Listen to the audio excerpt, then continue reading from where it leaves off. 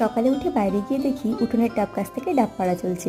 ওরা ডাবের মুখটা কেটে দিয়েই গেছিল, তাই আমি একটু ট্রাই করতেই মিশন সাকসেসফুল হয়ে গেল।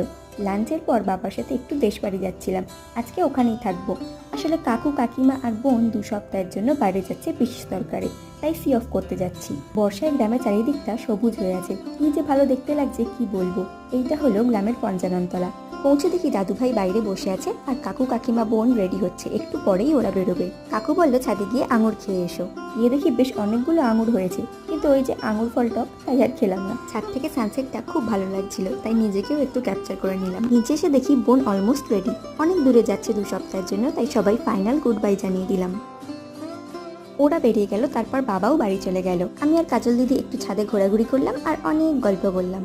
সন্ধেবেলা দিদিভাই মুড়ি খেতে দিয়ে দিল, আর তারপর আরও একটা আড্ডা সেশনের পর আমরা ফাইনালি ডিনার করতে বসলাম। So that's it for today, by.